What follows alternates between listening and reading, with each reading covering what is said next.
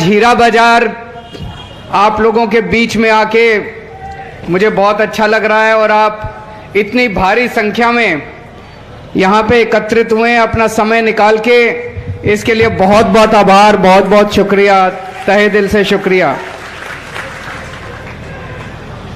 मुझे बताया गया यहाँ पे बहुत सारे व्यापारी हैं, बहुत सारे रत्न कलाकार हैं। आप लोग देश की नहीं दुनिया की शान है। सूरत पूरी दुनिया का 1/3 हीरा सूरत में बनके पूरी दुनिया में एक्सपोर्ट होता है कि नहीं होता है? आप लोग हीरा बनाते हैं, लेकिन मेरी नजर में तो आप एक आप में से एक आदमी हीरा है, एक व्यापारी हीरा है, एक रत्न कलाकार हीरा है। और अभी मैं सुन रहा था जितनी परेशानियां आप लोगों को सरकार से कामकाज कराने में होती है, ये परेशानियां नहीं होनी चाहिए, क्योंकि मेरे हिसाब से सूरत के हीरा व्यापारियों को और हीरा रत्नकारों को भारत रत्न से सम्मानित किया जाना चाहिए। जिस तरह से आप देश की अर्थव्यवस्था के अंदर सहयोग कर रहे हैं और इतना बड़ा देश के लिए इतना बड़ा काम कर रहे हैं कि पूरी दुनिया के अंदर आज सूरत का हीरा पूरी दुनिया में फेमस है। मैं नेता नहीं हूं, मुझे लच्छेदार भाषण देने नहीं आते। मैं भी आपकी तरह एक व्यापारी वर्ग से आता हूं। मेरे दादाजी की कॉटन मिल होती थी, मेरे दादाजी की एक दुकान होती थी, मेरे नाना जी की भी एक दुकान होती थी। एक व्यापारी को काम करने में कितनी तकलीफ होती है, 24 घंटे खून पसीना करके काम करता है, सरकार को टैक्स देता है, अपने बीवी बच्चों का पेट भरता है, दान पुण्य का काम करता है, मंदिर को पैसा देता है, कुछ दान का काम करता है, और उसके ऊपर भी पूरा सिस्टम उसको दबाने में कुचलने में लगा रहता है। तो मैं सीधा मुद्दे पे आता हूं। अभी इतनी सारी समस्याएं गोपाल भाई ने बताई। सबसे पहले मैं पिछले 4-5 महीने से गुजरात के कोने कोने में जा रहा हूं। बहुत व्यापारियों से मिला। कल ही मैं टेक्सटाइल व्यापारियों से मिला। उसके पहले मैं राजकोट में, भावनगर में, गांधीनगर में, अहमदाबाद में, सूरत में भी कई मैंने व्यापारी वर्ग से मीटिंग करी, वडोदरा में, कई शहरों में गया और व्यापारियों से मिला। सबने एक बात कही कि जी हमको बहुत धमकाते हैं, बहुत गुंडागर्दी करते हैं, हमारे को बहुत गाली गलौज करते हैं, हमसे पैसा वसूलते हैं, हमारा अपमान करते हैं। गलत तो नहीं कह रहा? गलत तो नहीं कह रहा? मैं मन में सोच रहा था, आप में से कई व्यापारी हैं जिन्होंने व्यापार में पैसा कमाया है। उस पैसा कमाने का क्या फायदा हुआ? अगर पैसा कमाने के बाद इन लोगों की गालियां सुनने को मिले और अपमान सुनने को मिले, फिर जिंदगी का क्या फायदा? पैसा कमाने के बाद आदमी सोचता है यार थोड़ी सी इज्जत मिलनी चाहिए। सोचता है कि नहीं सोचता है? पैसा कमाने के बाद इज्जत चाहता है आदमी, इज्जत होनी चाहिए समाज के अंदर। और इनका कोई कार्यकर्ता फोन करके धमका देता है, गाली गलौज करता है, गंदी गंदी गालियां देता है, गुंडागर्दी करता है। ये सही नहीं है, इसको बदलना है। और ये चुनाव है जिसमें आप इसको बदल सकते हैं। अभी तक 27 साल में आपके पास मौका नहीं था, आपकी मजबूरी थी कि आपको इन्हीं की पार्टी को वोट देना पड़ता था, इन्हीं की पार्टी को वोट देना पड़ता था, विकल्प नहीं था आपके पास। इस बार ऊपर वाले ने विकल्प भेजा है। इस बार आप बदलाव ला सकते हैं, इस बार पूरी व्यवस्था को उठा के पलट सकते हैं। दोस्तों, मैं जानता हूं कि ये बहुत धमकी देते हैं, इसलिए आपके लिए खुल के सामने आना बड़ा मुश्किल है। आप इतनी भारी तादाद में आ गए, मैं सलाम करता हूं आप लोगों को। नहीं तो आदमी को डर लगा रहता है ये वीडियो खींच के कभी उनके पास ना चला जाए, वीडियो खींच के कभी हमको तंग ना करें। चिंता मत करना, सब कुछ बदलने वाला है। हमारी सरकार आ रही है, आम आदमी पार्टी की सरकार आ रही है। किसी को कुछ नहीं होने दूंगा मैं। किसी को कुछ नहीं होने दूंगा, चिंता मत करना, बस 10 दिन और रह गए। 10 दिन के बाद तख्ता पलट रहा है इनका। लेकिन 10 दिन के लिए भी आपको खुल के आने की जरूरत नहीं है। अंदर ही अंदर, अंदर ही अंदर, अंदर ही अंदर इनकी कब्र खोद दो। अपने सारे जितने व्हाट्सएप ग्रुप हैं, सारे ग्रुप्स के अंदर डाल दो बदलाव बदलाव बदलाव, परिवर्तन परिवर्तन, सब समझ जाएंगे। परिवर्तन मतलब आम आदमी पार्टी, परिवर्तन मतलब आम आदमी पार्टी। सब अपने अपने व्हाट्सएप ग्रुप में डाल दो परिवर्तन परिवर्तन परिवर्तन। 10 दिन रह गए बस। मैं मुद्दे की बात पे आता हूं। मुझे बताया गया प्रोफेशनल टैक्स लगता है, दिल्ली में नहीं लगता, अब से गुजरात में भी नहीं लगेगा।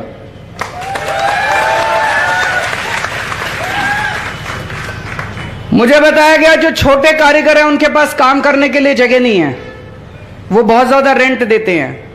जीआईडीसी की मदद से आप लोगों के लिए जगह क्रिएट करनी चाहिए, हम करेंगे।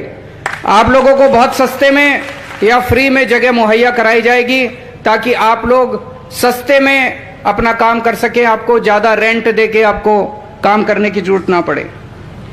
सबसे बड़ी परेशानी है धोखाधड़ी की। माल ले जाते हैं, पैसे नहीं देते, यह सबसे बड़ी परेशानी है। इसको मैंने कई व्यापारियों, टेक्सटाइल वालों से भी कल बात की, उन्होंने भी बताया कि यही सबसे बड़ी परेशानी है कि माल ले जाते हैं, पैसे नहीं देते, पैसे फंस जाते हैं। माल लेके कोई पार्टी भाग गई, कई सारे व्यापारी एक साथ डूब जाते हैं। इसके लिए कानून लेके आएंगे, कानून लेके आएंगे। और यह समस्या केवल सूरत की नहीं है, यह समस्या केवल गुजरात की नहीं है, यह समस्या पूरे देश की है। आज पूरे देश के अंदर व्यापारी के सामने सबसे बड़ी परेशानी यह है कि पेमेंट फंस जाए तो पेमेंट आती नहीं है। पुलिस में जाओ, जो पार्टी भागी होती है वो पुलिस वाले को पैसा देके उल्टे आपके ऊपर एफआईआर करा देते हैं,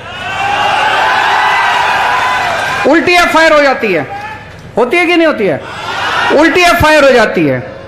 इसको बदलेंगे, कानून लेके आएंगे, आपकी एफआईआर भी होगी और आपकी पेमेंट भी वापस दिलाएंगे। आपकी पेमेंट सुरक्षित करेंगे, पेमेंट वापस दिलाएंगे। ऐसा कानून बनाएंगे आप लोगों के साथ मिलके कि वो कानून न केवल गुजरात, पूरे देश को दिशा देगा। हर राज्य के अंदर उसके बाद ऐसा कानून पास होगा, ऐसा मेरा दिल कहता है। आपको लोन लेने में दिक्कत होती है, लोन के लिए सामान गिरवी रखना पड़ता है। आपको आसान लोन दिलवाया जाएगा, आपकी जरूरतों के मुताबिक लोन दिलवाया जाएगा। पार्किंग के लिए बताया गया, ये जो पुल है, पुल के नीचे पहले पार्किंग फ्री होती थी, अब इसके पैसे लगने लग गए। ठेकेदार को दे दी इन्होंने। ठेकेदार को क्यों दे दी? कुछ पैसे खाते होंगे उससे ठेकेदार से, और क्या। इसको पार्किंग को फिर से फ्री करेंगे आप लोगों के लिए। जीएसटी की बड़ी दिक्कत है, जीएसटी के रेट पे भी काम करेंगे, केंद्र सरकार से बात करेंगे। और जीएसटी का जो एडमिनिस्ट्रेशन है, जो आपको दिक्कतें आती हैं, उसको सिंप्लीफाई करेंगे, वन सिंगल विंडो करेंगे ताकि आपकी समस्याओं का समाधान किया जा सके। वैट की पुराने केस पड़े हुए हैं, वैट एमनेस्टी स्कीम लाई जाएगी ताकि सारे पुराने केस एक बार में निपटा दिए जाएं, आपको पुराने वैट के केसेस की दिक्कत ना हो। सरकार से काम कराने के लिए अभी आपको एड़ी चोटी, किसी ने अभी लिखा था, एक्सपोर्ट के लिए, इंपोर्ट के लिए कई सारे झंझट करने पड़ते हैं, दफ्तर के चक्कर लगाने पड़ते हैं। चिंता मत करना, दिल्ली में हमने एक स्कीम निकाली है, दिल्ली में हमने door step delivery of services कर दी है। अब किसी व्यापारी को अपना काम कराने के लिए दफ्तर जाने की जरूरत नहीं है, किसी आदमी को अपना काम कराने के लिए सरकारी दफ्तर जाने की जरूरत नहीं है। जैसे आप पिज्जा ऑर्डर करते हो, फोन करते हो, आपके घर में आधे घंटे में पिज्जा आ जाता है, ऐसे हमने दिल्ली में एक नंबर जारी कर दिया, 1076, 4 डिजिट नंबर है, वो दिल्ली से ही काम करता है, यहां से काम नहीं करेगा। अगर कोई लगाए तो यहां से नहीं लगेगा। उस पर आप फोन करो, फोन करके बोलो कि मुझे फलाना फलाना लाइसेंस बनवाना है, मुझे फलाना फलाना सरकार से काम करना है, मुझे राशन कार्ड बनवाना है, मुझे आधार कार्ड बनवाना है, जो काम आपको चाहिए। वहां से पूछते हैं कि आप कितने बजे अपने घर मिलेंगे, हम कितने बजे आपका काम करने आए हैं। सरकार आपके घर आती है काम करने के लिए, आपको दफ्तर जाने की जरूरत नहीं है, किसी दलाल के पीछे करने की जरूरत नहीं है, दलाल को पैसे देने की जरूरत नहीं है, लंबी लंबी लाइनों में लगने की जरूरत नहीं है, बाबू से सिफारिश करने की जरूरत नहीं है। यहां भी चालू करेंगे, जैसे दिल्ली में चालू किया, अब आपको किसी सरकारी दफ्तर में चक्कर काटने की जरूरत नहीं है। आप अपना धंधा करो, आप फलो फूलो, आगे बढ़ो, खूब कमाओ। हम ये चाहते हैं आप खूब आगे बढ़ो, खूब तरक्की करो, खूब पैसा कमाओ, धंधा करो खूब जम के। सरकार की जिम्मेदारी हमारी है, सरकार को हम संभाल लेंगे, सरकार की कोई परेशानी नहीं होने देंगे आपको। अब थोड़ी सी और बातें कर लेते हैं। आज मैं जितना घूमा हूं गुजरात के अंदर, दो समस्याएं सबसे बड़ी आ रही हैं लोगों को, एक महंगाई की और एक बेरोजगारी की। बातें करनी बड़ी आसान है, सारी पार्टियां कहेंगी हम महंगाई दूर करेंगे, हम बेरोजगारी दूर, करता कोई नहीं है, कोई नहीं करता है। सरकार बनने के बाद 5 साल तक तो शक्ल नहीं दिखाते। आप उनके घर काम कराने के लिए जाओ, कुत्ता छोड़ देते हैं आप लोगों के ऊपर। हम लोग कुत्ता नहीं पालते।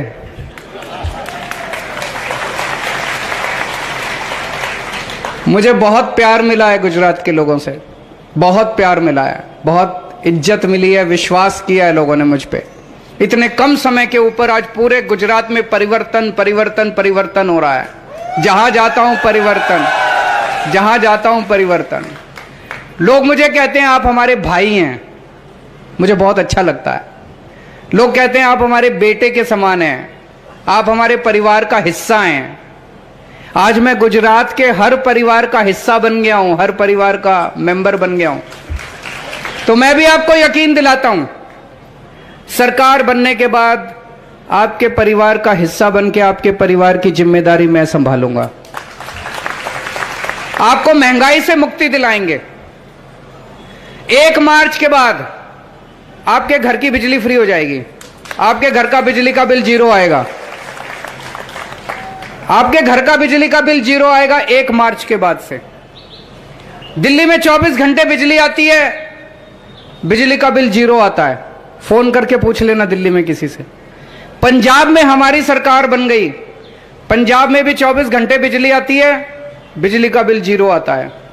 गुजरात में हमारी सरकार बनेगी, 1 मार्च के बाद से 24 घंटे बिजली देंगे और बिजली का बिल 0 आएगा। होना चाहिए कि नहीं होना चाहिए? जिस जिसको चाहिए जरा हाथ खड़े कर दें, किसकी उसको फ्री बिजली? सबको चाहिए, ठीक है, फिर सही है। 2-3 हजार रुपए तो बचेंगे महीने के, है कि नहीं है? हर महिला को हर महीने उसके अकाउंट में 1000 रुपए दिए जाएंगे। मैं बहुत सारी ऐसी बेटियों को जानता हूं जिनकी पढ़ाई 12वीं के बाद छूट जाती है क्योंकि पिताजी पैसे नहीं देते। उसको दूर जाना है, एडमिशन लिया उसने कॉलेज के अंदर, कॉलेज में पढ़ाई के पैसे नहीं है। ऐसी बहुत सारी बेटियों की पढ़ाई हो जाएगी। बहुत सारी महिलाएं हैं, उनके पास 1000 रुपए महीना आएगा तो बच्चों के लिए कुछ कर सकती है, अच्छा उनको खाना दे सकती है। बहुत सारी माताएं हैं, बुजुर्ग माताएं हैं, बेटी घर में आती है, मां का मन करता है कि उसके हाथ में 100 रुपए रख दूं, 200 रुपए रख दूं। वो बेटे की तरफ देखती है, पति की तरफ देखती है। अब उसको किसी की तरफ देखने की जरूरत नहीं पड़ेगी, वो अपने हाथ से अपनी बेटी के हाथ में 200 रुपए रख सकती।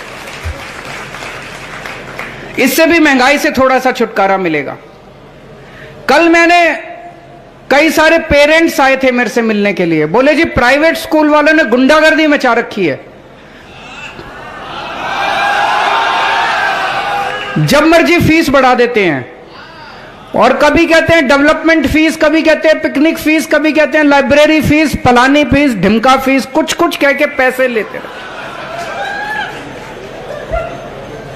दोस्तों दिल्ली में भी पहले यही आया था। 2015 में हमारी सरकार बनी, उसके पहले इन बड़े बड़े स्कूलों ने गुंडागर्दी मचा रखी थी और एडमिशन इतनी मुश्किल से मिलता है, किसी की हिम्मत नहीं होती इनके खिलाफ आवाज उठाने की। अगर कोई आवाज उठा देता है तो उसके बच्चे को स्कूल से निकाल देते हैं। तो सारे पेरेंट्स सोचते हैं बेचारे डर के मारे इनकी जो ये कहते हैं वो करते जाते हैं।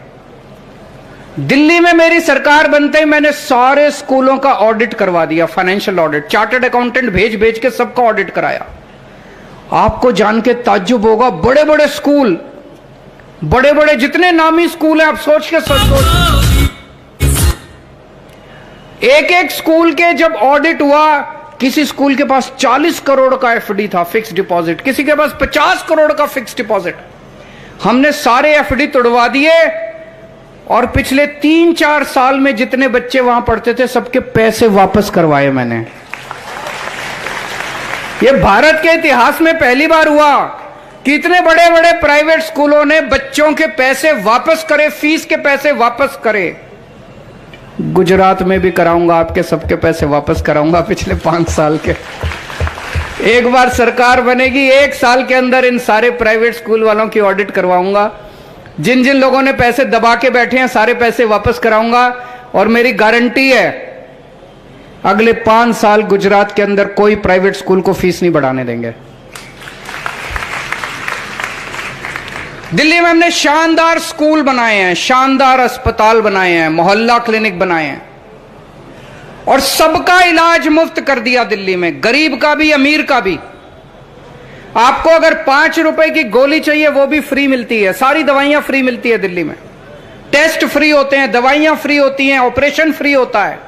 अगर 20 लाख 25 लाख 30 लाख का भी ऑपरेशन होगा वो भी फ्री होता है। गुजरात के अंदर भी आपके लिए ऐसी व्यवस्था करेंगे। दोस्तों मेरे को गाली गलौज करनी नहीं आती है, 24 घंटे मेरे को गालियां देते हैं ये लोग, मेरे को गाली देनी नहीं आती, मेरे को काम करना आता है। परसों मैं देख रहा था इनका बहुत बड़ा नेता मेरे खिलाफ बोल रहा था केजरीवाल की आंख फोड़ देंगे, केजरीवाल की टांग तोड़ देंगे। मैंने तेरा क्या बिगाड़ा यार, तू मेरी आंख फोड़ेगा तो मेरी टांग?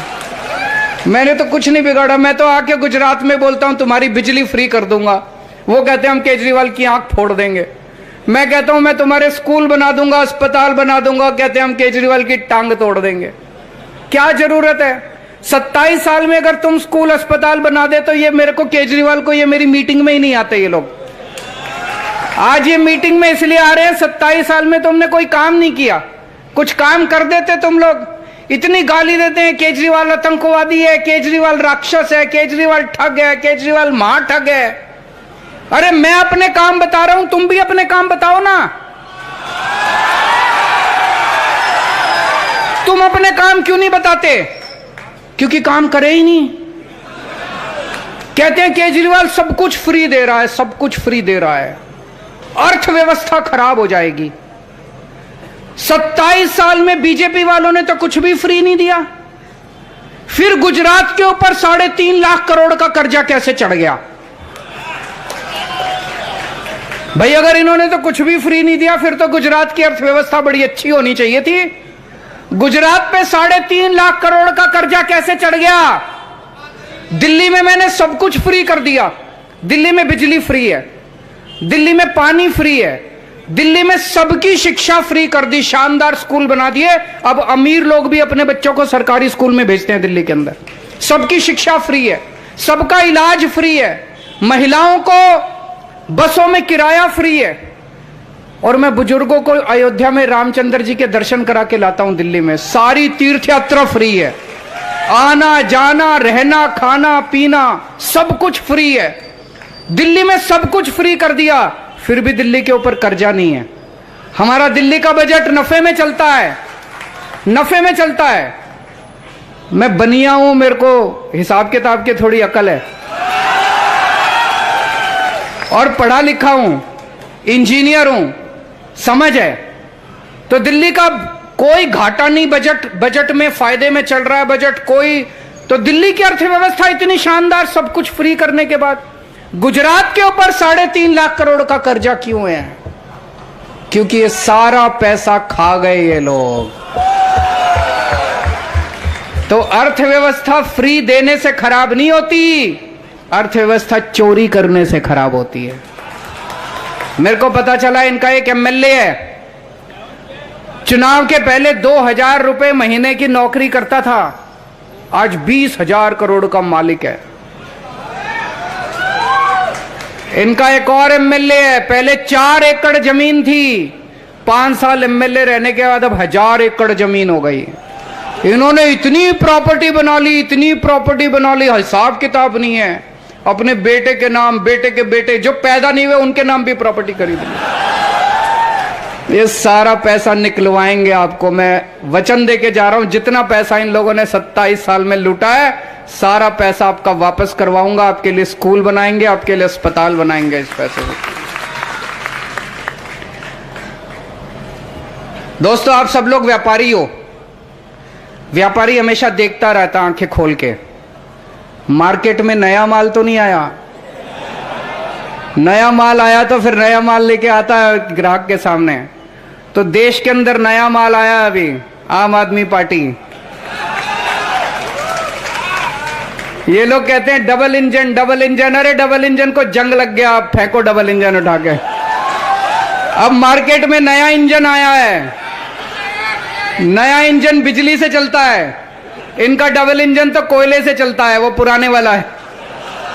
नया इंजन लो, सारे व्यापारी हो, अच्छी तरह समझते हो। मार्केट में नया इंजन आया है, नई पार्टी आई है, नई सोच है, नई राजनीति है, नए चेहरे हैं, नई विश्वासधारा है। इस नई पार्टी को लीजिए। जैसे जब बरसात आती है, बरसात आने के पहले होता है ना, हवा का झोंका आता है। ऐसे आम आदमी पार्टी भारतीय राजनीति के अंदर एक हवा का झोंका है, फ्रेश हवा का झोंका है। आप सब लोगों का साथ चाहिए। 2 दिन रह गए चुनाव में, इन 2 दिनों के अंदर आपका भरपूर समर्थन चाहिए।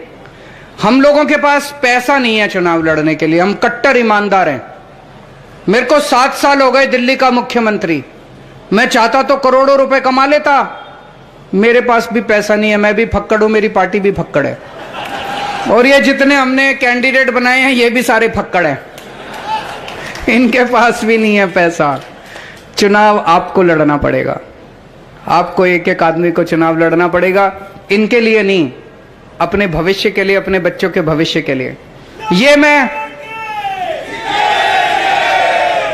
ये मैं गारंटी देता हूं। आप मेरे को एक मौका दे दो, आपके बच्चों का भविष्य बना दूंगा मैं। ये मेरे को आता है, मेरे को स्कूल बनाने आते हैं, मेरे को अस्पताल बनाने आते हैं, मेरे को कॉलेज बनाने आते हैं। मेरे को गुंडागर्दी करनी नहीं आती, लफंगाई करनी नहीं आती। एक मौका दे दो। अगर मैं काम ना करूं, 5 साल के बाद आपसे वोट मांगने दोबारा इस चौक पे नहीं आऊंगा। भारत माता की। अशाच प्रकारच्या नवनवीन बातम्या पाहण्यासाठी आमच्या चॅनलला सबस्क्राईब करा व बेल आयकॉनवर क्लिक करा।